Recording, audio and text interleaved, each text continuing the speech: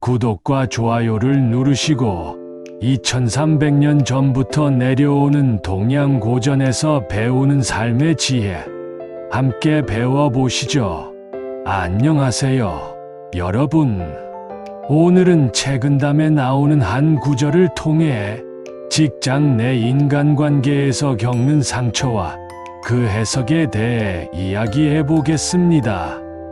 공연주 우타이안 여스치 간쇼 공인지악 무태엄 요사기감수의 뜻은 남의 허물을 꾸짖되 너무 엄하게 하지 말라. 상대가 그것을 감당할 수 있는지를 먼저 생각하라 는 뜻입니다. 이 문장은 단순한 도덕적 조언이 아닙니다. 누군가의 잘못을 지적할 때 그 말이 상대에게 어떻게 들릴지, 그 말을 들을 준비가 되어 있는지 깊이 헤아리라는 지혜입니다. 특히 직장처럼 위계가 있는 조직 안에서는 더욱 절실한 말이죠. 공연주 우타이안 여스치 간쇼 공인지악 무태엄 요사기감수의 뜻은 남을 꾸중하고 가르칠 때 너무 엄하게 대하지 말고 상대방이 그것을 받아들이고 감당할 수 있는지 고려해야 한다는 뜻입니다. 공연주 우타이안 여스치 간쇼는 책은담의 핵심적인 인간관계 지혜를 담고 있는 문장으로 현대인들의 직장에서도 매우 깊은 통찰을 제공합니다. 이 구절을 처음 접했을 때 제 머릿속에 떠오른 건 과거 직장에서 겪었던 아주 구체적인 경험이었습니다. 저보다 나이가 10살 정도 많은 상사 한 분이 계셨습니다. 그분은 늘 저에게 지시를 내렸습니다. 문제는 오늘 말한 지시와 어제 말한 지시가 다르다는 것입니다. 심지어 며칠 전에 시킨 일을 그대로 했더니 왜 이렇게 했냐며 공개적으로 모욕을 주기도 했습니다. 회식 자리에서는 술잔을 던지며 술을 강제로 먹이곤 했습니다. 술도 못 먹는 놈이 무슨 일을 제대로 하겠냐는 말은 정말 제 자존감을 산산이 무너뜨렸습니다. 당시에는 내가 부족해서 그렇구나라고 생각했지만 이제 와서 돌아보면 그의 행동은 단순한 실수가 아니라 그의 권위를 유지하고 자존감을 억압하기 위한 심리적 작동이었다고 봅니다. 그 당시에는 그런 모욕감과 굴욕감을 극복하지 못하면 사회적으로 폐인으로 낙인을 찍었던 시대였습니다. 여러분도 과거에 그런 경험을 한 적이 있나요? 그런 부류의 사람들은 부하를 다룰 줄 아는 기술이 부족해서 그럴까요? 아니면 일부러 그랬을까요? 저의 이러한 경험은 공연주 우타이안 여스치 간쇼 남의 허물을 꾸짖되 너무 엄하게 하지 말라. 상대가 감당할 수 있는지를 먼저 생각해야 한다. 이 말씀은 제가 직장에서 겪으셨던 바로 그 경험에 통찰을 줍니다. 이러 사람의 행동은 단순히 리더십 부족이라고 보기엔 심리적 인격적 문제가 복합적으로 얽혀 있는 것 같습니다.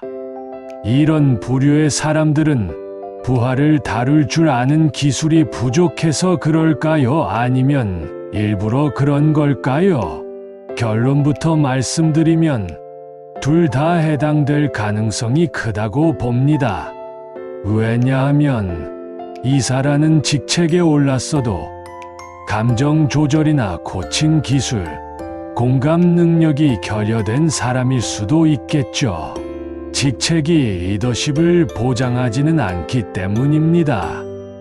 반복적이고 모순적인 지시, 그리고 지시한 대로 했는데 왜 그렇게 했냐는 말은 단순한 실수가 아니라 권위 유지나 상대의 자존감을 일부러 낮추려는 행위일 가능성도 있습니다.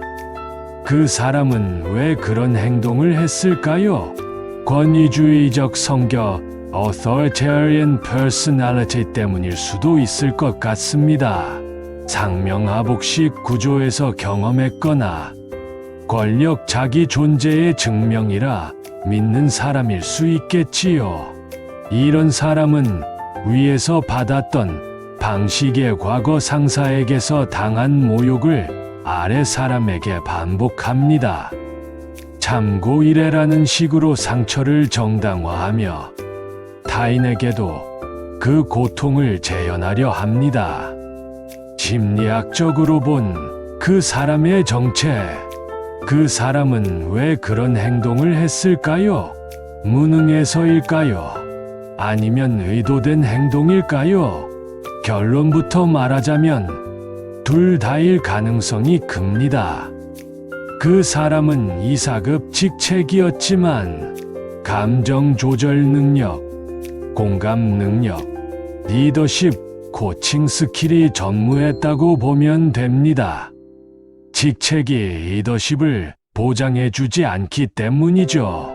그의 행동은 다음 3가지 유형 중 하나 또는 복합일 수 있습니다. 첫째, 권위주의적 성격, authoritarian personality 때문입니다. 자신의 권위와 자존심을 지키기 위해 타인의 감정을 일부러 무시한 경우겠지요. 내가 힘들다고? 그건 중요하지 않아. 중요한 건 내가 어떻게 보이느냐야.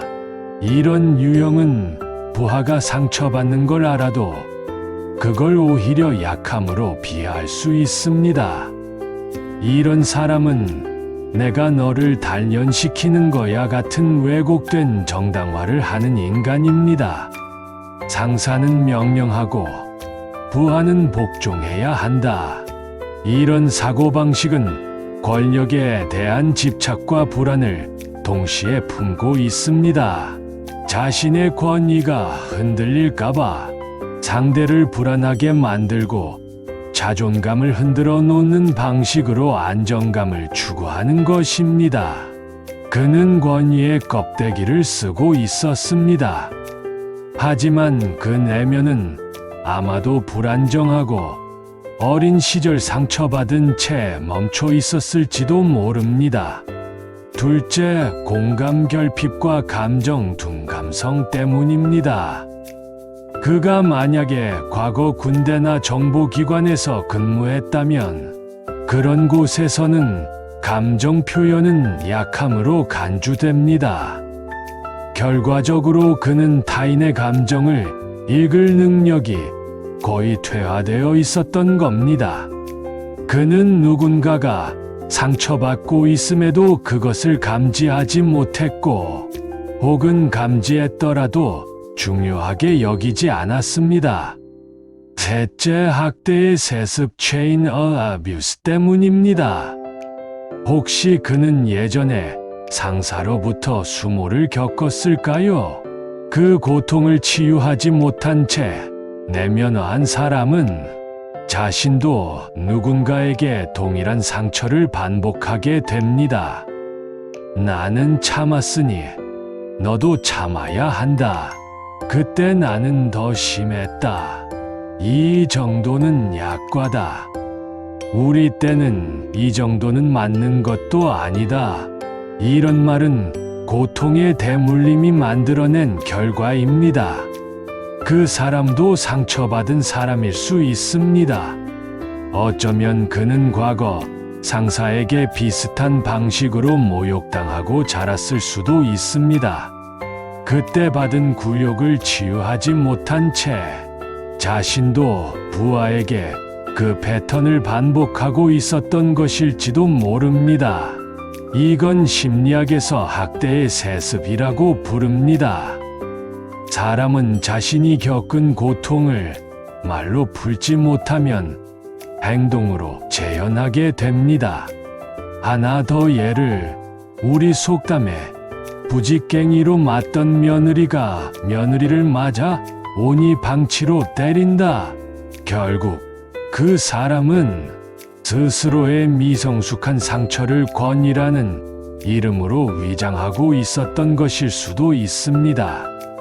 그때는 정말 많이 괴로웠습니다. 그 사람의 말과 행동은 제 자존감을 바닥까지 끌어내렸고 제 존재 자체를 부정당하는 느낌마저 들었습니다. 하지만 지금 돌아보면 그 시간이 제 인생에서 가장 깊은 성찰의 기회였음을 알게 됩니다. 책은담에는 이런 말이 있습니다. 横逆困穷是下练豪杰的一副芦锤，能受其下练，则身心较益；不受其下练，则身心较损。횡역곤궁은 시하련 호걸적 일부로 추니 능숙이 단련하면 즉신심교익하오 불숙이 단련하면 즉신심교손이라. 역경과 곤궁은 호걸을 단련하는 하나의 화로와 망치이니 그 단련을 기꺼이 받아들일 수 있다면 심신 모두에게 유익하지만 그 단련을 받아들이지 못하면 심신 모두가 상하게 된다는 뜻입니다. 그 말처럼 그 고통은 저를 무너뜨리기만 한 것이 아니라 저 자신을 돌아보게 했고 한 사람의 성인 청년으로 성장하는 계기가 되어 주었습니다. 저는 이제 이 말을 삶으로 이해하게 되었습니다. 工人之恶无太严要思其感受. 남을 꾸짖을 때 말 한마디로 사람을 망가뜨릴 수도 있고 그 말이 누군가에게 깊은 치유가 될 수도 있다는 걸 알게 되었습니다. 5점 여러분께 드리고 싶은 질문입니다. 여러분은 혹시 지금 누군가로부터 상처를 받고 있나요? 혹은 무의식 중에 누군가에게 상처를 주고 있지는 않나요? 말은 도구입니다. 말은 사람을 세울 수도 있고 사람을 부술 수도 있습니다. 책은담은 말합니다. 말을 하기 전에 그 사람이 그 말을 받아들일 수 있는지를 먼저 생각하라. 이 단순하지만 깊은 문장이 여러분의 일터와 관계 속에 작은 등불이 되기를 진심으로 바랍니다. 지적은 공감 없는 직설이 되어선 안 됩니다. 지시는 감정을 고려한 배려로 전달되어야 합니다. 리더십은 직책이 아니라 사람의 마음을 헤아리는 능력입니다. 책은담의 글은 2300년 전부터 내려는 시대를 초월한 통찰로 이렇게 말합니다. 남을 꾸짖되 너무 심하게 하지 말라. 그가 그것을 감당할 수 있는지를 먼저 생각하라. 여러분, 혹시 지금 누군가에게 상처받고 계신가요? 혹은 누군가에게 상처를 주고 계신 건 아닌가요? 오늘 이 책은담의 한 구절이 여러분의 일터와 인간관계에 작은 빛이 되기를 바랍니다. 이 영상이 여러분께 작은 위로와 힘이 되었다면 좋아요와 구독 그리고 알림 설정하시면 더 많은 고전의 지혜로 여러분을 찾아뵙겠습니다. 공인지악 제2화 악질상사 대응법도 계속됩니다. 감사합니다. 안녕하세요, 여러분. 좋아요와 구독은 이 채널이 더 깊은 콘텐츠를 이어가는데 큰 힘이 됩니다. 오늘도 동양의 고전 채근담에서 한 구절을 꺼내어 직장 내에서 우리가 마주하는 악질 상사와 그에 대한 대응법을 함께 나누고자 합니다. 머리말 말은 사람을 살릴 수도 망가뜨릴 수도 있다. 채근담에는 이런 문장이 있습니다. 공연주 우타이안 여스 치간쇼 남의 허물을 꾸짖되 너무 심하게 하지 말라. 그가 그것을 받아들일 수 있는지를 먼저 생각하라. 이 문장은 단지 말 조심하자는 수준의 교훈이 아닙니다. 말을 하는 사람에게 요구되는 인격의 깊이와 배려의 시선에 대한 요구입니다. 상대가 감당하지 못할 꾸짖음은 올바른 지도가 아니라 폭력입니다. 하지만 문제는 우리가 늘 그런 배려심 있는 사람과 일하는 건 아니라는 거죠. 오늘은 여러분과 함께 이 고전의 지혜를 빌려 현실 속의 악질 상사에게 어떻게 대응할 것인가에 대해 이야기해 보겠습니다. 첫째, 감정적으로 흔들리지 않기 위해 내부 기준을 세우세요. 악질 상사는 대부분 논리보다 감정과 힘의 언어로 말합니다. 그들이 던지는 말은 지도가 아니라 비난입니다. 그렇기 때문에 내가 흔들리지 않으려면 내가 옳은 방향을 향하고 있다는 내면의 기준이 반드시 필요합니다. 예를 들어 이런 식입니다. 이건 그 사람의 감정일 뿐이다. 내 능력에 대한 객관적 평가가 아니다.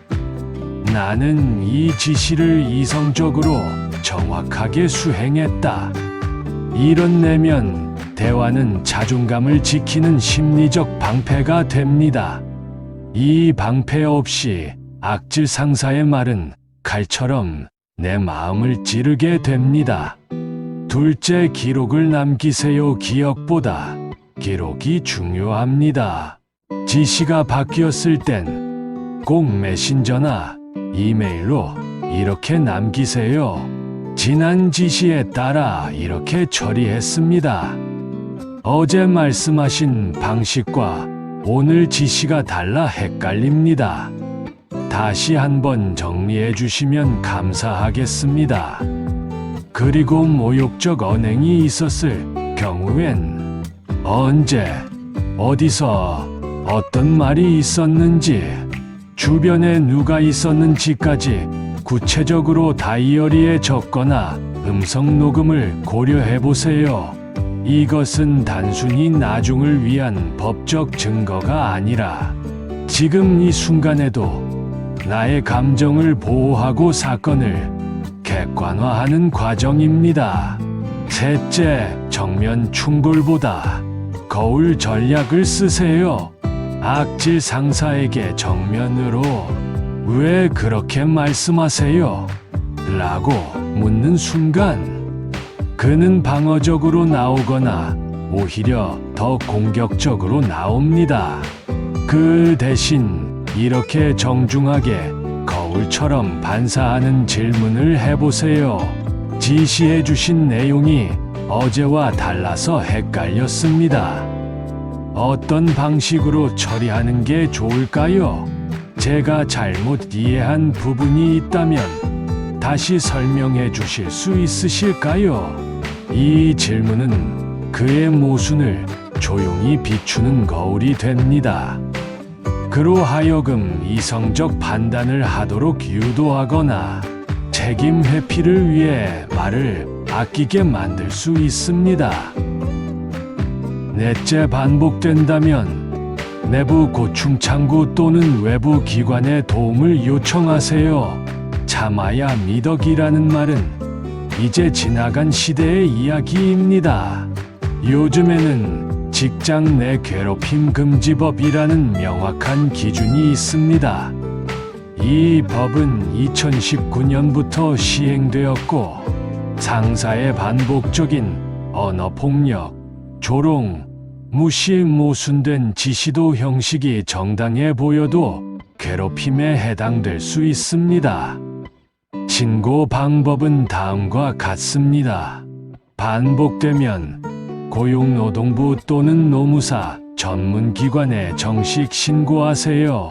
문자, 이메일, 녹취, 다이어리 기록 증거로 확보하세요. 필요시 형사고소, 민사소송도 가능합니다. 중요한 법적 기준은 보복, 인사시 3년 이하 징역 또는 3천만 원 이하 벌금입니다.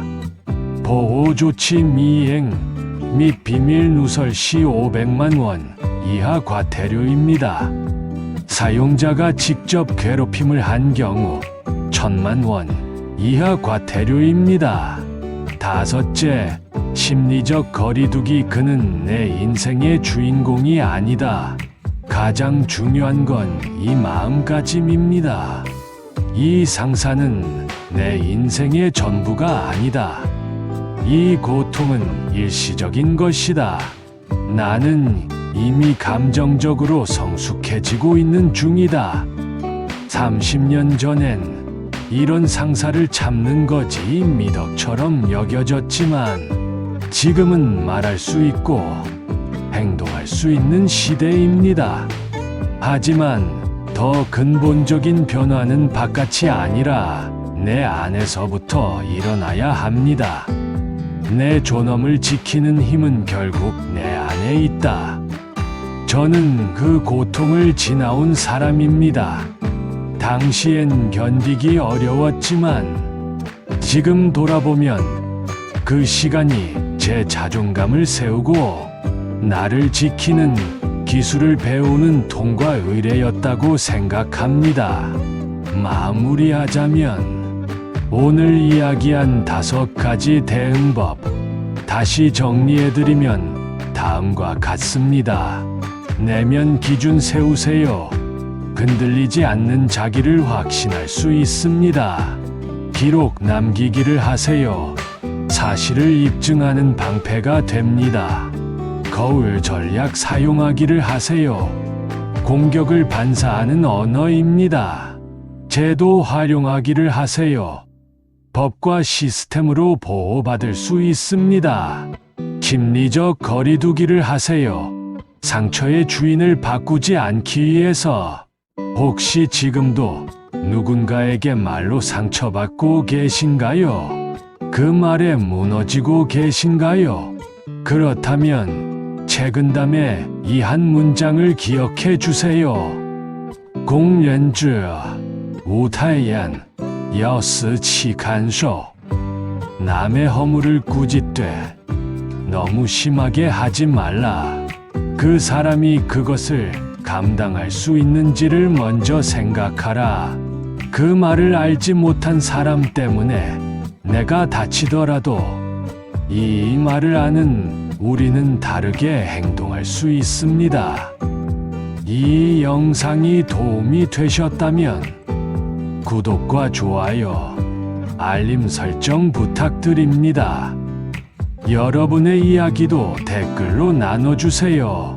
감사합니다. 꾸짖음과 말의 무게를 다르게 생각해보는 시간. 여러분, 오늘은 책은담의 2가지 구절로 이야기를 시작하려 합니다. 공연즈 우타이안 여스치 간쇼. 남을 꾸짖을 때는 너무 심하게 하지 말고 그 사람이 감당할 수 있는지를 먼저 생각하라. 그리고 또 한 구절. 教人以善无过高当是岂可从. 사람을 선하게 이끌려면 너무 높은 기준을 들이대지 마라.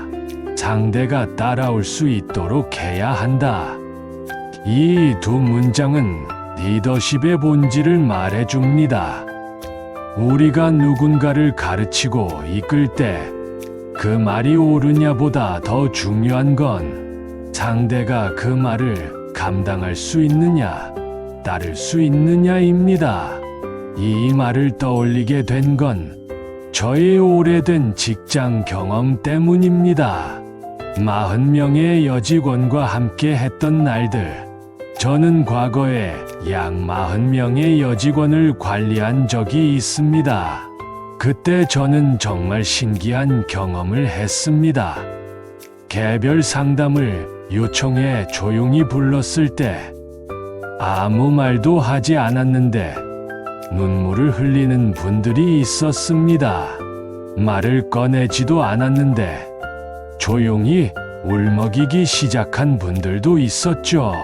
처음엔 내가 뭔가 잘못했나? 내가 무섭게 보였나? 하고 고민했습니다. 하지만 지금 와서 생각해보면 그 눈물은 단순한 슬픔이 아니었습니다. 그건 오랜 긴장, 억눌림, 관계에 대한 불안이 터진 것이었습니다. 왜 여직원들은 눈물을 보였을까? 이 질문은 단순히 감정적인가? 라는 문제가 아닙니다. 그 안에는 훨씬 더 깊은 정서적 구조와 사회적 맥락이 있습니다.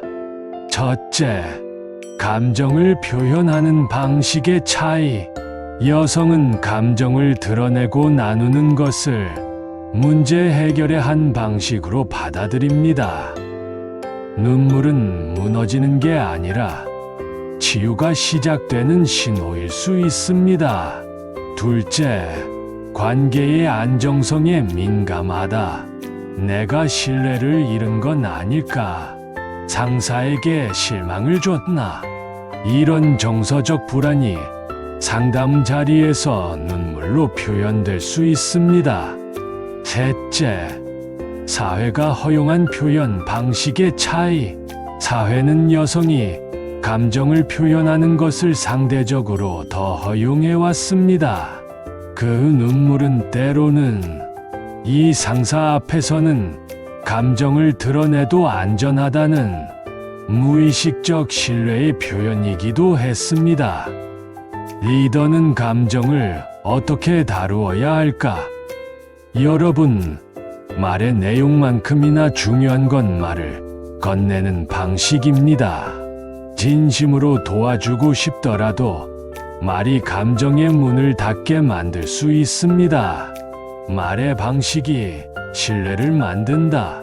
자, 그럼 리더는 실제로 어떤 말로 감정을 배려할 수 있을까요? 예를 들어, 상담을 시작할 때는 이렇게 말해보세요. 오늘 이야기는 비난이 아니라 함께 방법을 찾자는 뜻입니다. 이 한마디만으로도 상대는 마음의 문을 조금 엽니다.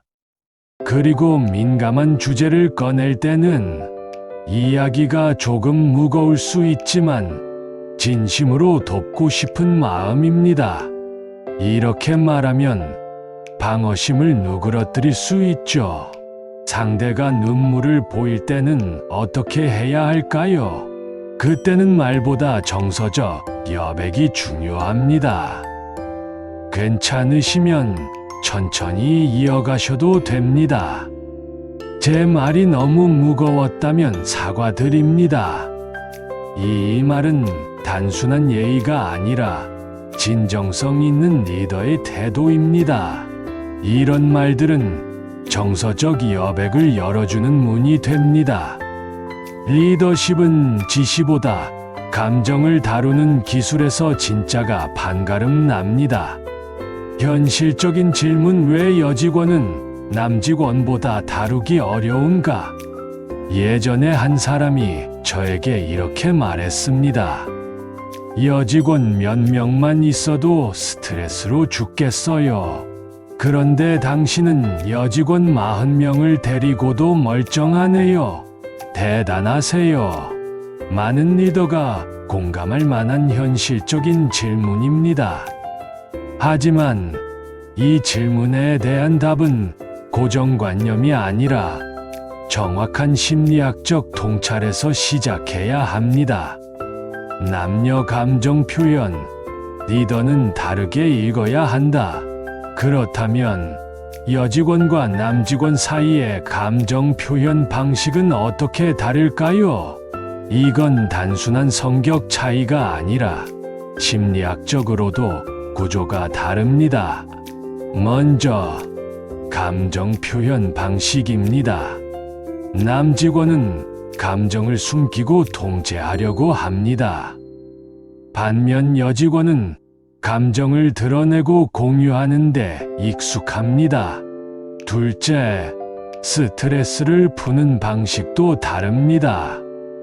남직원은 문제를 해결하려고 하고 여직원은 공감받기를 원합니다. 해결보다 정서적 연결이 우선인 거죠.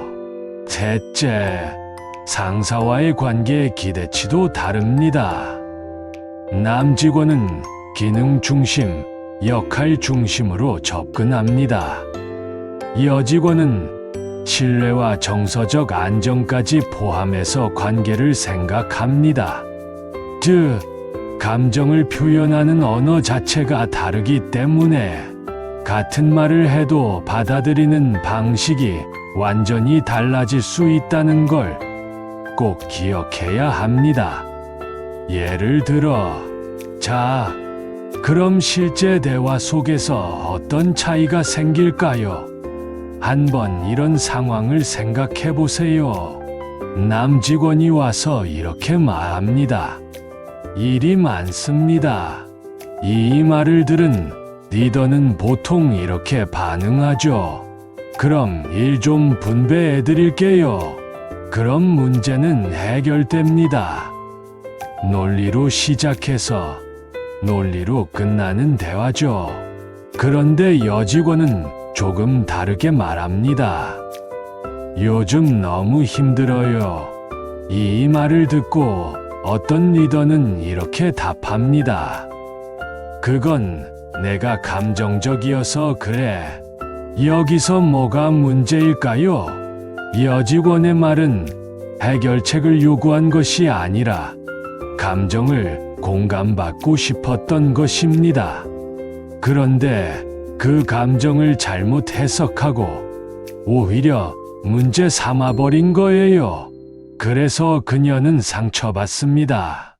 이처럼 같은 힘들다는 말도 어떤 언어로 받아들이고 어떤 감정으로 반응하느냐에 따라 결과는 문제 해결이 되기도 하고 상처가 되기도 합니다. 리더라면 이 차이를 반드시 이해해야 합니다. 왜냐하면 정서의 언어와 논리의 언어는 다르기 때문입니다. 여직원은 정서적 연결감이 선행되지 않으면 지시나 피드백도 방어적으로 받아들일 수 있습니다.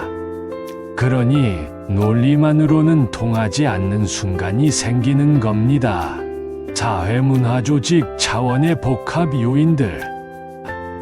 1. 사회문화적 요인.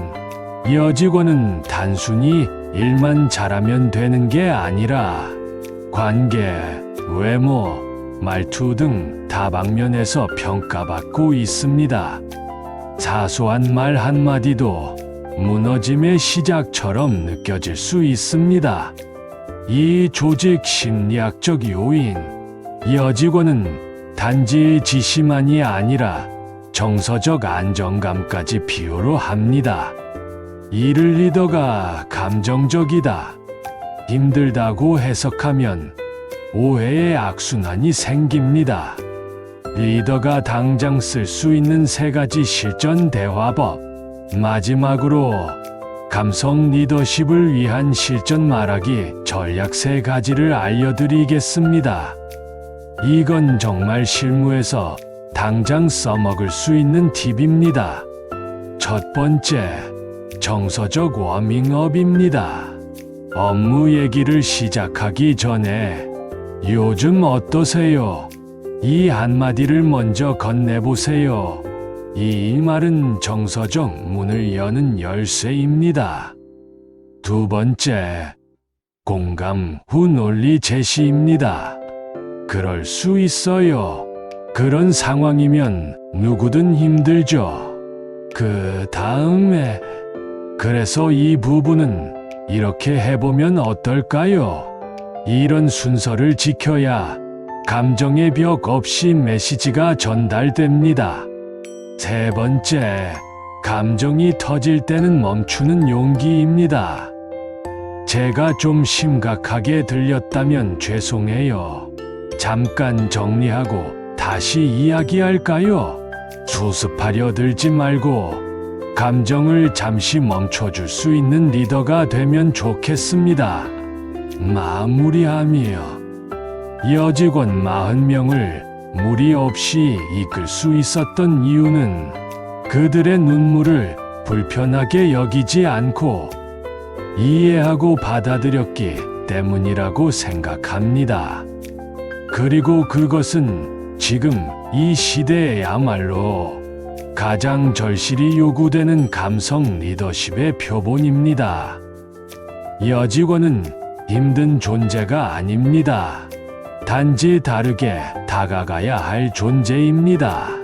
그 차이를 아는 리더가 진짜 리더입니다.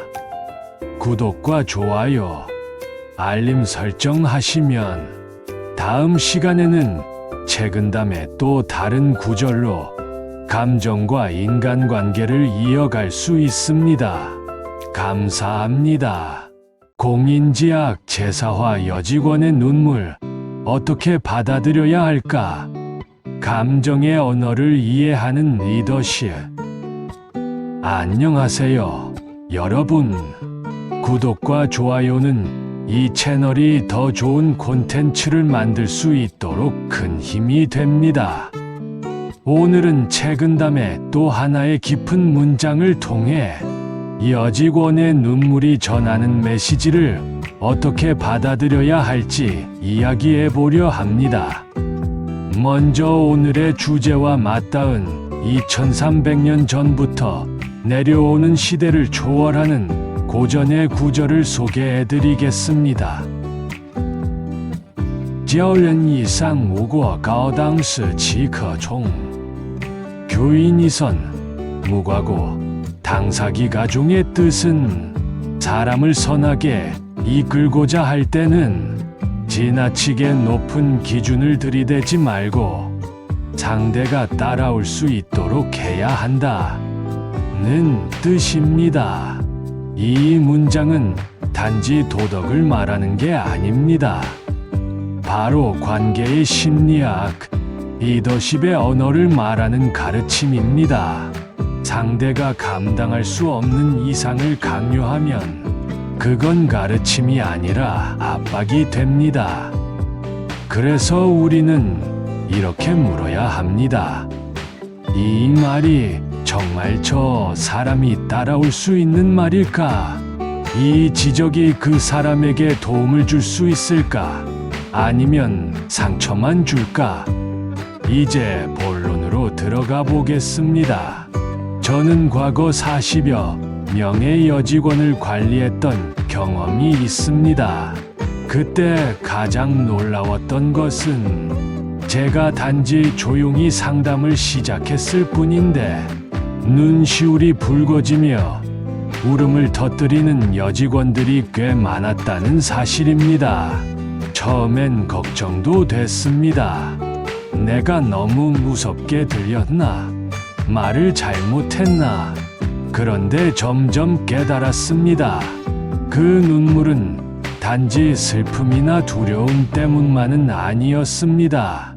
그 눈물은 오히려 신호였습니다.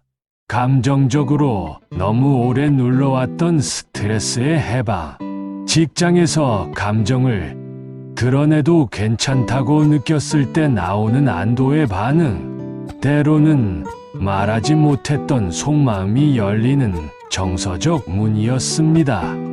그렇다면 리더로서 우리는 어떻게 해야 할까요? 여기 3가지 상황별 말하기 전략을 소개합니다. 상담을 시작할 때는 이렇게 말해보세요. 오늘 이야기는 비난이 아니라 함께 방법을 찾자는 뜻입니다. 이 말 한마디가 경계심을 내려놓게 합니다. 민감한 주제를 꺼낼 땐 이렇게 접근하세요. 이야기가 조금 무거울 수 있지만 진심으로 돕고 싶은 마음입니다. 이렇게 감정적 여백을 먼저 열어주는 것이 필요합니다. 눈물을 보였을 때는요, 괜찮으시면 천천히 이어가셔도 됩니다. 제 말이 너무 무거웠다면 사과드립니다. 정서적 안전지대를 만들어주는 태도가 중요합니다. 그리고 우리는 잊지 말아야 합니다. 여직원이 눈물을 흘렸다고 해서 감정적으로 약한 게 아닙니다. 그만큼 마음속 압박을 견디고 있었다는 뜻입니다. 그리고 당신이 조용히 이야기하고자 했다는 사실 자체가 그녀들에게는 감정의 뚜껑을 열어도 되는 안전한 순간으로 느껴졌던 것이죠.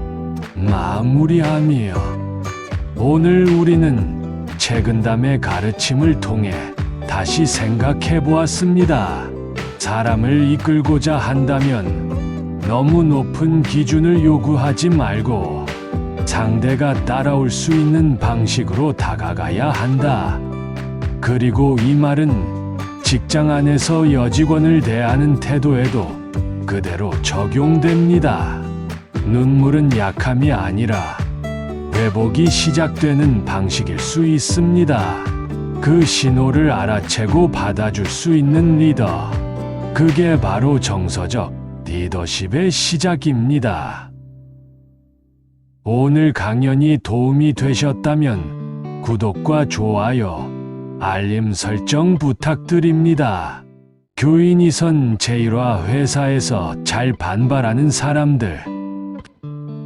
教人以善无过高当是其可从 교인이선 무과고 당사기가종의 뜻은 남을 가르칠 때는 지나치게 높게 제시하지 말고 그들이 감당할 수 있는 정도에서 가르쳐야 한다는 뜻입니다. 구독자 중에서 한자의 뜻을 말하라고 해서 오늘은 한자의 뜻을 말씀드립니다. 教 가르칠교, 연 사람인 이서이 산착할 선 무말다. 무 아니다 무 구어 지나다과 가오 높을 고당 마땅당 스불일사 지극히 거오를까 종쫓을 종. 직장에서나 사회생활에서 사람들에게 선을 가르칠 때 너무 이상적으로 접근하면 어떤 사람들이 주로 잘 받아들여지지 않는가요? 그 이유가 무엇인가요? 지금 구독하시면 삶의 태도와 마음가짐에 대한 통찰을 할 수가 있습니다. 직장이나 사회생활에서 선을 가르칠 때, 즉 옳은 말, 도덕적 기준, 바람직한 태도를 강조할 때 아래와 같은 유형의 사람들은 그 메시지를 잘 받아들이지 않거나 반발하는 경우가 많습니다. 왜 그럴까요? 첫째, 자기 방어가 강한 사람입니다. 왜 안 받아들이는가? 이들은 자신의 자아가 위협받는 것에 매우 민감하기 때문입니다. 선을 말한다는 것이 이들에게는 지금의 너는 부족하다라는 비판처럼 들리기 때문이죠. 예를 들면 정직하게 일해야 해요라고 말하면 지금 내가 정직하지 않다는 거야 라는 식의 반응을 보입니다. 심리적 배경 때문입니다. 낮은 자존감과 과거 꾸중 비난에 대한 상처와 자기 정체성을 방어하려는 본능적 반응 때문입니다. 둘째, 권위주의적 성향이 강한 사람입니다. 왜 안 받아들이는가? 이들은 위에서 말하는 것만을 정당한 명령으로 생각하고 동료나 부하 또는 자신보다 약해 보이는 사람에게서 나오는 말은 무시하려는 경향이 있습니다. 예를 들면, 후배가 팀원들과 신뢰가 중요해요라고 조언하면 누가 너한테 그런 소리 들으라고 했냐는 식으로 반응합니다. 심리적 배경은 위계 질서에 대한 집착과 자기 우월감, 리더십을 통제나 힘으로만 이해하기 때문입니다. 셋째, 현실에 과도하게 냉소적인 사람입니다. 왜 안 받아들이는가? 이들은 도덕이나 이상을 현실성 없는 말로 여깁니다. 그건 책에나 있는 얘기지. 세상은 그렇게 안 돌아가라고 생각합니다. 예를 들면, 우리는 서로 존중하며 일해야 해요. 현실은 그렇지 않아. 착하면 손해본다.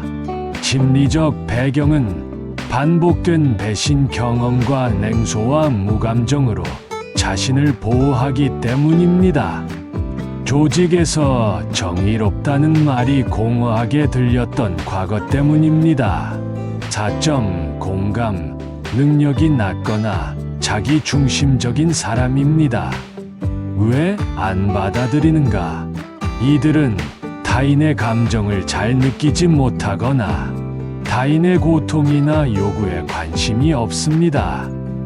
그래서 선을 지키자는 말이 그들에게는 구속처럼 느껴집니다. 예를 들면, 말을 할 때 상대의 기분도 생각해야 해요. 그걸 내가 왜 신경 써야 해? 심리적 배경은 자기중심적 사고와 감정, 둔감성 때문입니다. 타인의 고통에 둔감한 성장 환경 때문입니다. 첫째, 자존감이 낮은 사람은 리더나 동료가 아무리 선한 의도로 말해도 그것을 비난처럼 받아들이기 쉽습니다.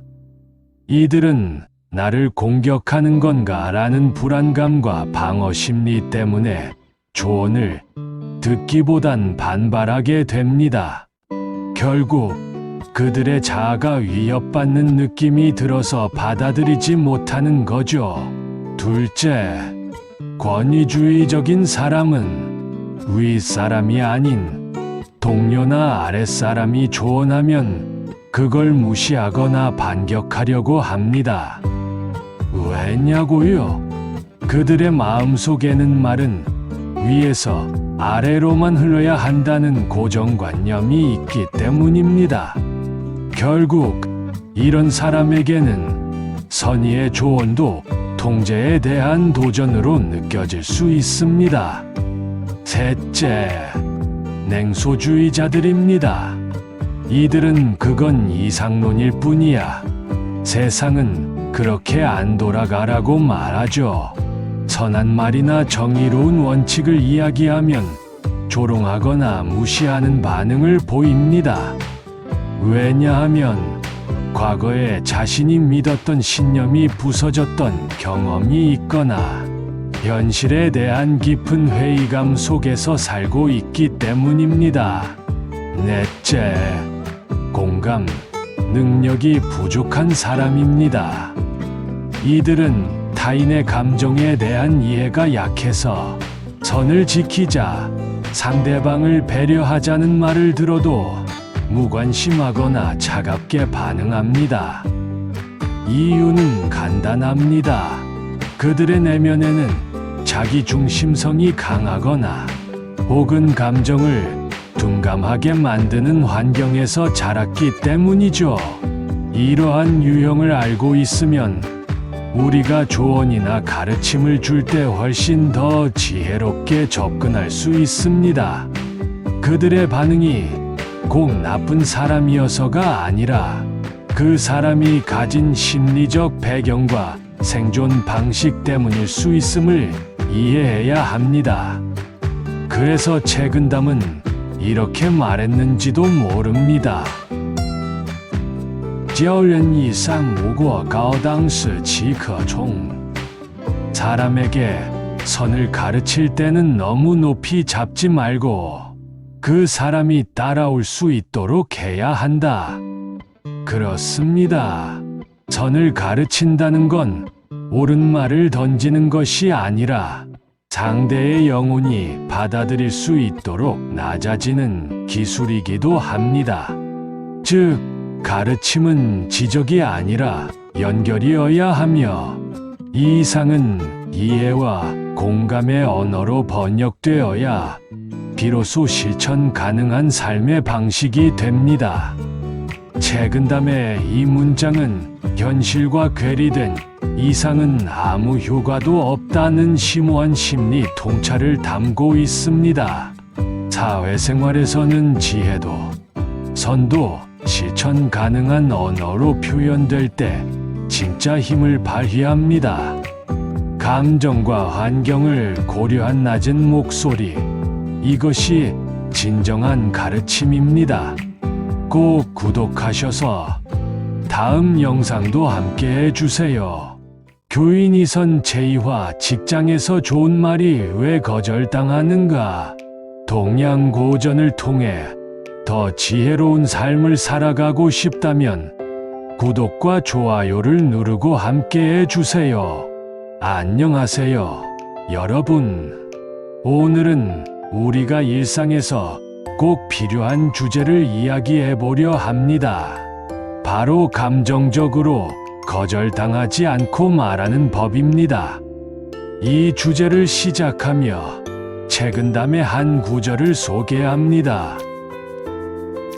教人以上无过高当是岂可从 교인이선 무과고 당사기가종의 뜻은 사람에게 선을 가르칠 때는 너무 높게 말하지 말고 반드시 상대가 따를 수 있도록 해야 한다는 뜻입니다. 이 말은 단순히 누군가를 가르칠 때의 자세만을 말하는 게 아닙니다. 사실은 우리가 조언을 하거나 부탁을 하거나 반대 의견을 말할 때에도 똑같이 적용될 수 있는 깊은 통찰입니다. 왜냐하면 사람은 말의 내용보다 말이 다가오는 방식에 더 크게 반응하기 때문입니다. 왜 말이 거절당하는가? 우리는 종종 이런 말을 듣습니다. 그 얘기는 나중에 하자. 너무 예민하게 구는 거 아냐? 그건 좀 무리인 것 같아. 이런 반응은 꼭 내용이 틀려서가 아닙니다. 많은 경우 말하는 방식이 감정을 자극했기 때문입니다. 사람은 공격받는다는 느낌을 받으면 본능적으로 방어하거나 다치게 됩니다. 그래서 아무리 옳은 말도 지적처럼 들리면 반발이 생깁니다. 감정적 거절을 피하는 4가지 말하기 전략. 지적이 아닌 공유로 접근하세요. 나 같으면 그렇게 안 해요. 저는 비슷한 상황에서 이렇게 해봤는데 꽤 도움이 됐어요. 이렇게 말하면 상대는 비난이 아니라 경험의 공유로 받아들이고 감정적 방어 없이 받아들이게 됩니다. 내 잘못이 아니라 내 느낌으로 말하세요. 당신이 무책임해서 일이 꼬인 거예요. 저는 그 상황에서 조금 당황스럽고 불안했어요. 상대는 지적당했다는 느낌 대신 당신의 감정을 공감할 기회를 얻게 됩니다. 의견을 내기 전 먼저 연결을 만들어 주세요. 그냥 말씀드릴게요. 저는 반대입니다. 혹시 제 생각을 덧붙여도 괜찮을까요? 짧게 말씀드리겠습니다. 말문을 이렇게 여는 순간 상대는 듣겠다는 자세로 변하게 됩니다. 거절이 아닌 선택지 제시로 마무리하세요. 그건 안 됩니다.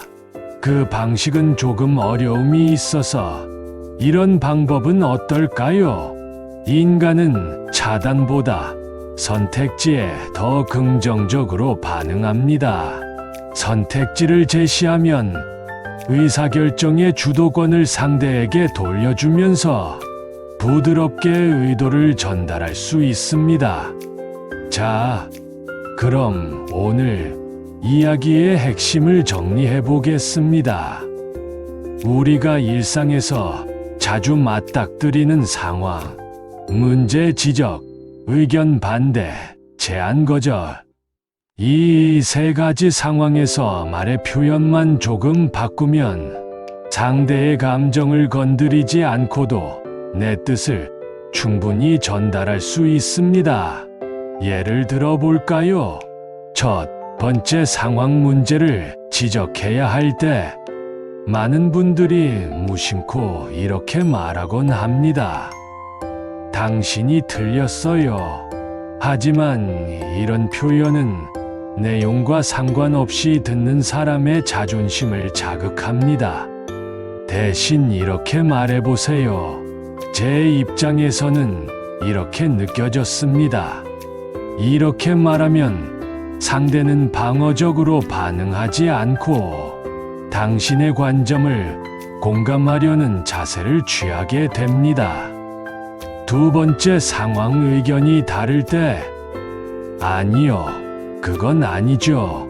이 말은 듣는 사람에게는 마치 논쟁을 시작하자는 신호처럼 들릴 수 있습니다.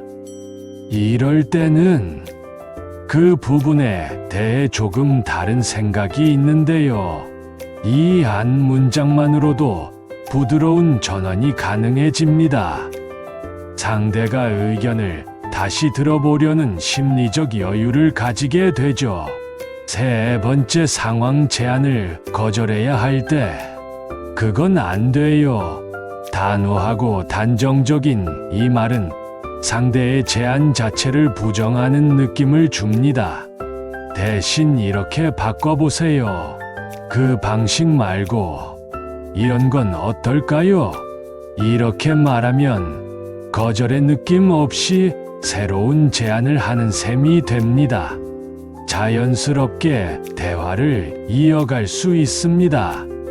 책은담은 말합니다. 教人以善无过高, 교인이 선 무과고. 선한 말이라도 너무 높고 딱딱하게 하면 받아들여지지 않는다는 뜻입니다.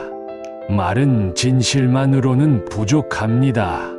그 말이 상대의 감정이 지나갈 수 있는 다리가 되어야 합니다. 오늘도 여러분이 누군가에게 말할 때 그 말이 감정을 건드리는 칼이 아니라 이해와 연결의 다리가 될 수 있기를 바랍니다. 이처럼 단어 하나, 표현 하나가 바뀌면 상대는 방어에서 이해로, 갈등은 단절에서 대화로 바뀔 수 있습니다. 여러분도 오늘부터 말의 온도를 조금 낮추고 관계의 질을 조금 더 높여보시기 바랍니다. 오늘 영상이 도움이 되셨다면 구독과 좋아요, 알림 설정도 부탁드립니다. 감사합니다.